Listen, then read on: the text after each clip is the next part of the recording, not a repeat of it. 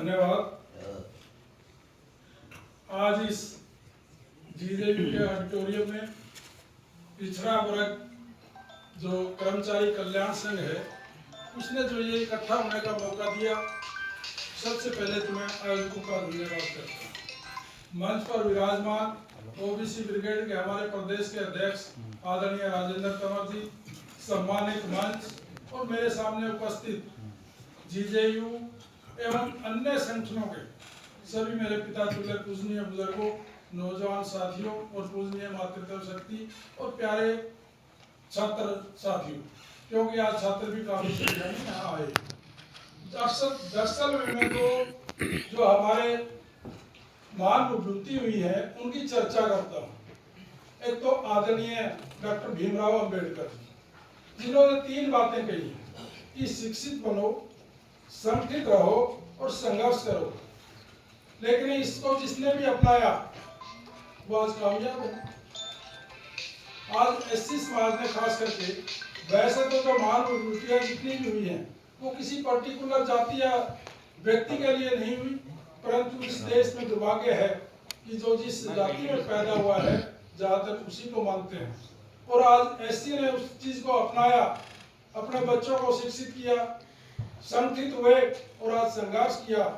आपने देखा होगा कि 2018 के आसपास केंद्र सरकार एक बिल लाई थी SC ST एक्ट के बारे में, और एक दिन उन्होंने पूरे देश के अंदर एकता दिखाई तो सरकार को बेवकूफ बनाना पड़ा। दूसरी जो महान हस्ती है सर छोटू राम जी, जिनकी स्टैचू जहां भी मिलेगी आपको 4 लाइनें वहां लिखी मिलेगी कि है घोड़े किसान 2 बात जान, एक तो बोलना सीख ले, दूसरा दुश्मन की कर पहचान। तो उन लोगों ने दुश्मन की पहचान की, आज वो कामयाब है।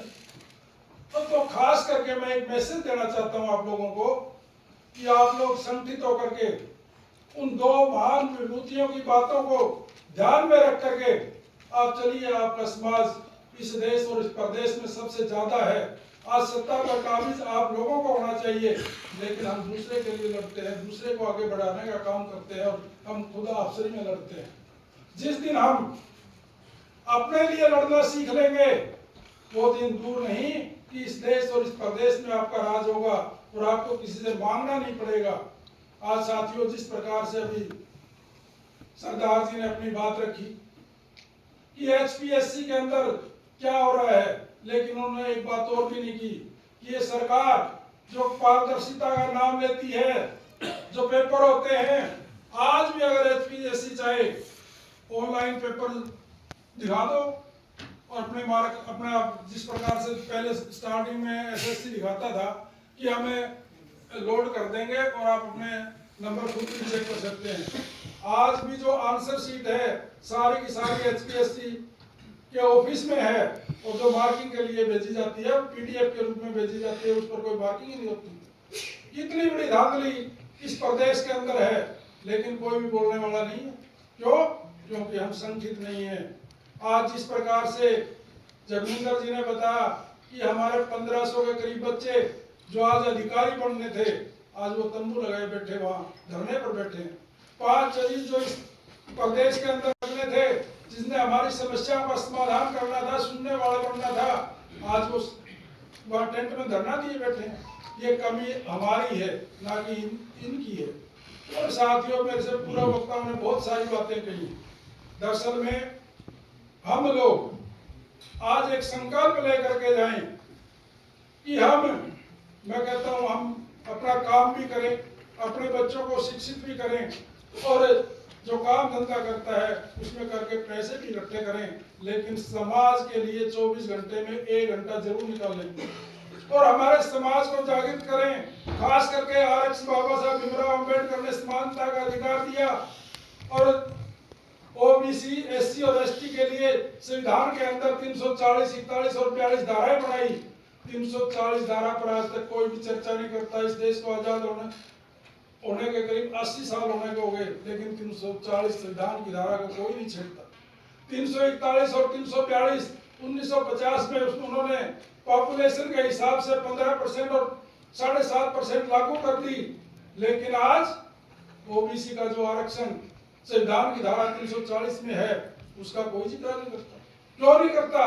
क्योंकि हम चाहे, और सबसे बड़ी बात इस देश में और इस प्रदेश में देखिए, ओबीसी शुरू से आरक्षण की मांग करता रहा है, चाहे 1953 में काका कालेलकर आयोग बना हो और चाहे 1977 में बीपी मंडल आयोग बना हो, लेकिन उनकी रिपोर्टें आई और 1990 में चाहे वो आधा अधूरा घोषणा की हो और 1992 16 नवंबर सुप्रीम कोर्ट ने एक आदेश दिया था कि केंद्र सरकार तुरंत लागू करे और जो प्रदेश सरकारें हैं वो अपना एक आयोग गठित करके 3 महीने के अंदर उसकी सिफारिशों को लागू करें।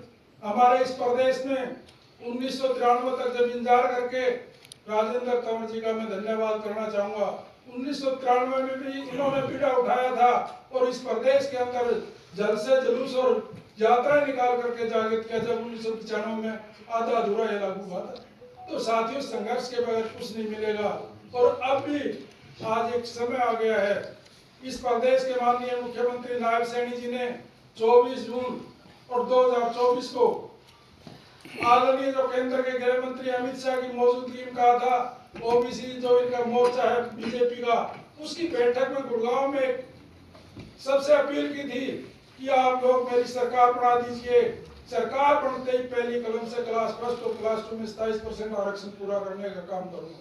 लेकिन आज 1.5 साल हो चुके हैं, क्यों सुनवाई नहीं हो रही? क्यों?